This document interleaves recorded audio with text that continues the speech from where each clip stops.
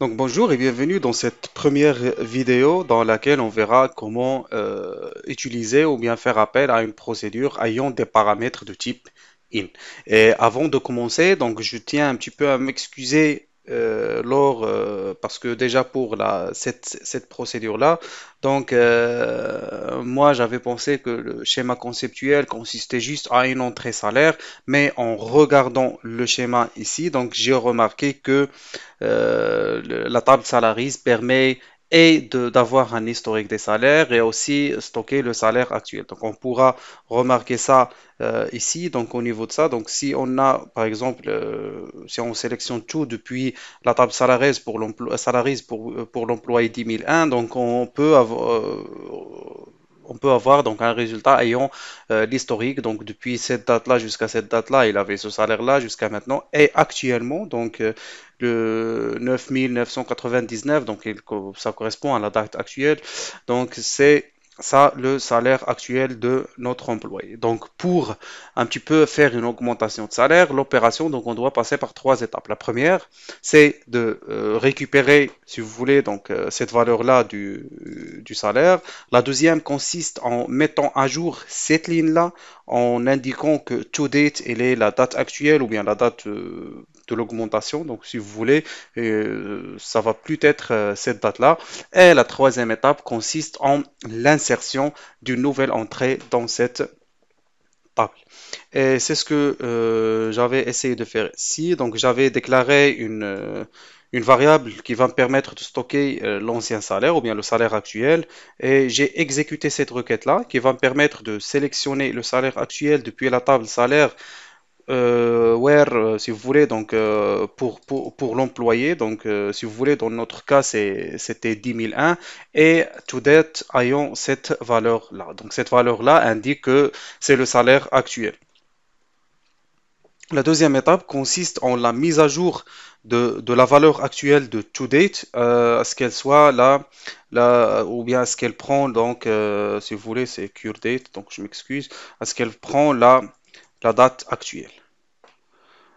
Et finalement, donc, on insère une nouvelle entrée dans notre base de données indiquant l'ancien salaire plus l'augmentation.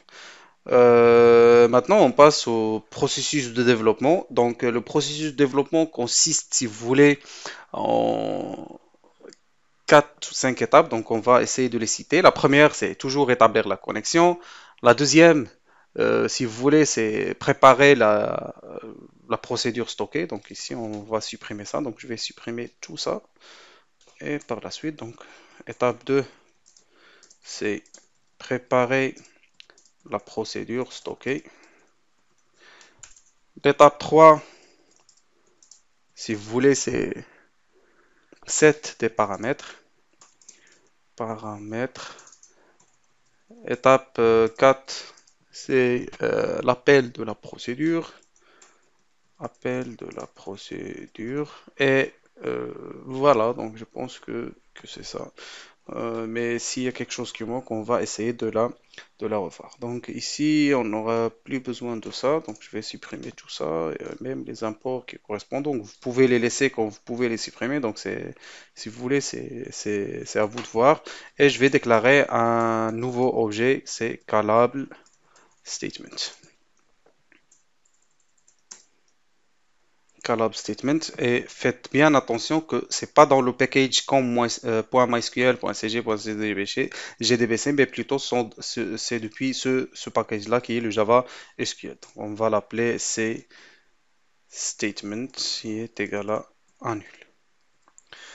Donc la première étape étant, si vous voulez, c'est établir la connexion.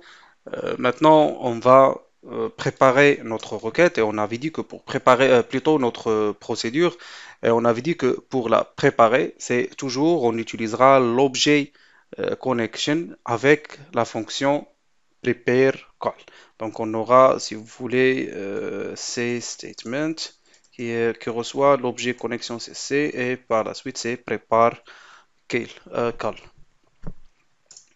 Et on avait dit que cette fonction-là, elle accepte comme argument la procédure qu'on va appeler. Donc, c'est toujours entre double quote et on met le tout entre les parenthèses. Ou bien les... Et par la suite, donc, ça va être, si vous voulez, on va faire appel à notre procédure, c'est CAL. Je pense que c'est increase salaries. Oui, voilà, donc je vais copier juste ça vite fait. Et on revient ici, c'est écrit salaries. Et on avait dit que cette procédure-là accepte deux paramètres.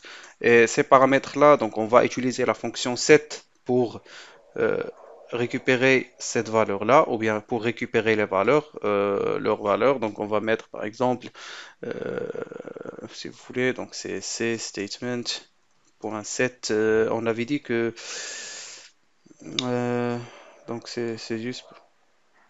Donc ça c'est du type int et le deuxième aussi du type int. Donc ça va être int, set int. Et par la suite, donc là, la valeur, donc on va choisir l'ID d'un- d'un employé. Mais notez bien ici que moi, je passe les valeurs directement, mais dans le cas normal, l'application va devoir récupérer cette valeur-là depuis une source de données. Et puis, donc, on doit passer, par exemple, cet int. Voilà, donc c'est l'index ayant 2. Donc, on verra juste pour la table. On verra juste pour cette table-là. Donc, concernant les infos de cet employé-là, le dernier salaire qu'il touche jusqu'à maintenant, c'est... Donc, on regarde combien on a d'entrées, c'est déjà 17. Donc, le dernier salaire, voilà, qui touche, c'est 88 958. Donc, on va faire juste une augmentation de 2, ou bien de 10, ou bien de 12, c'est quand vous voulez. Donc, ça va être... on va faire une augmentation de 2 normalement, ou bien juste bah, dans le cas normal, on ne pourra pas augmenter le salaire d'un employé de 2. Donc, donc ça va être, si vous voulez, on fera 12 ou bien 42 si vous voulez. Donc on fera 42. Et finalement, donc on va faire appel à notre procédure. Donc l'appel c'est c.statement. Non, plutôt c'est... Oui, c'est statement, non pas c. Point execute. Et notez bien que cette fonction-là, elle retourne un booléen, donc on va juste revoir sa définition. Donc elle retourne un booléen disant que si la requête a bien été exécutée ou bien si le procédure a bien été appelé. Donc on avait dit qu'ici qu'on a trois étapes. Donc la première, c'est établir la connexion. La deuxième, c'est la préparation de la procédure stockée. Donc, quelle procédure on va appeler. Et on avait dit que pour la préparer, c'est toujours ou bien le paramètre d'entrée, c'est une chaîne de caractères qui doit être écrite entre ces deux accolades. Et par la suite, donc s'il y a des paramètres, donc notez bien ici que s'il s'agissait d'une procédure qui n'a pas de paramètres d'entrée ni de sortie, donc on va s'en passer de cette étape-là. On n'aura plus besoin de faire des sets des paramètres. On passera directement à l'exécution de notre procédure. Et maintenant, donc on va exécuter ça si vous voulez et voir. Donc je vais avant sauvegarder et par la suite on va exécuter pour voir ce que ça va donner.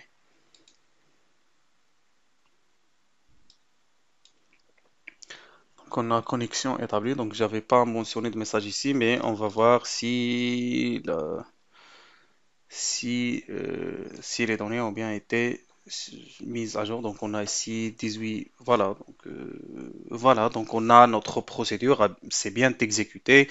On a l'ancien salaire, si vous voulez, qui était ou bien qui avait to date jusqu'à 99-99. Maintenant, c'est la date actuelle, on est le 28-6-2020 et que le nouveau salaire avec l'augmentation, si on ajoute 42, si vous voulez, ça fera 89 000. Et ce salaire-là, il est valable depuis la date de la mise à jour jusqu'à cette date-là. Ou bien, c'est-à-dire que jusqu'à l'infini, mais ça dépendra aussi si on doit faire d'autres modifications par la suite.